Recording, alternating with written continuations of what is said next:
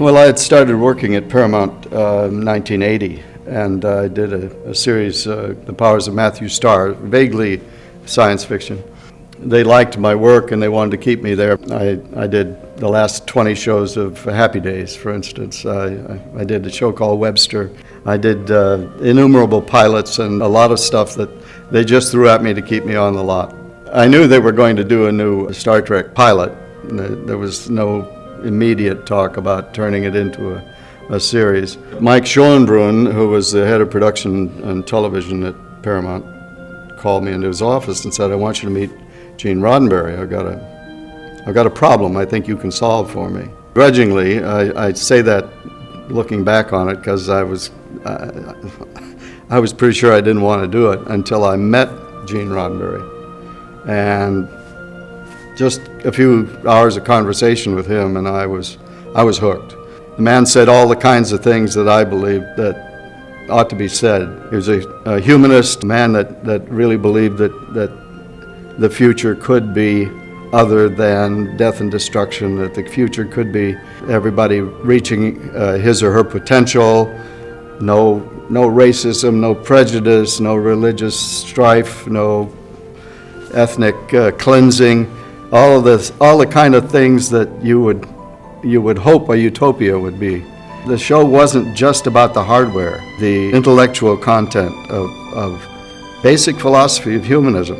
I admired the man greatly, you can tell that. Herman Zimmerman deserves a lot of credit that I don't think he's ever received for creating what is probably the most original production design for a spaceship that I think we've ever seen in the modern era of filmmaking. I've always felt like if you're actually out in space for an extended period of time, the most realistic portrayal of that is on Picard's ship, because you would have to have a super comfortable environment with houseplants and carpeting and leather chairs.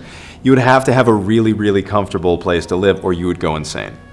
Herman is the kind of guy that you work for and you realize that you've had a unique experience, especially in this business where you may go and work on a project and you end up being subservient, or you can't have an idea, or you get pushed around. Not Herman. Herman wanted to hear everything you had to say, and he understood that he was only as good as his people were. Any artist looks back on their career. There are a lot of things that I think I am very proud of, one of which is the family of people that I've been blessed to be a part of. Herman was always interested in looking at things from another angle. He would always say there's more than one creative solution to any problem. Yeah. I remember one day we were shooting a scene in Starfleet Command. Actually, it was outside of Starfleet Command. And we were walking the set the day before, and I said, it really needs a big sign out in front. And there was no time and no money. So Herman just reached down, and there was a big old planter box there. He literally turned the planter box on its side. He said, I'm going to have it painted, and you put letters on it, and that's the sign.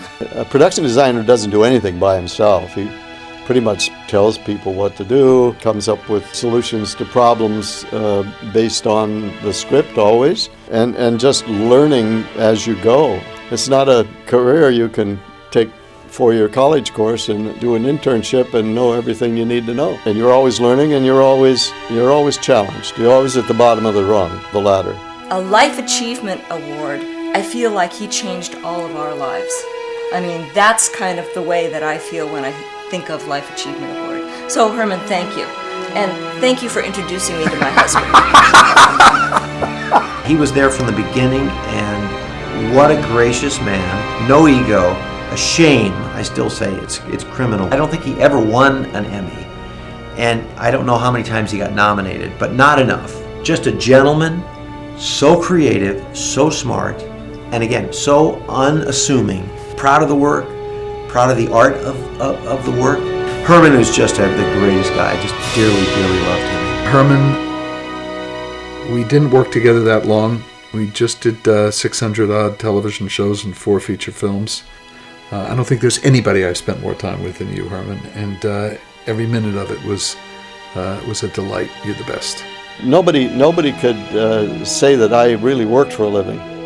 I put a lot of hours in, but it was way too much fun, and I couldn't think of doing anything else.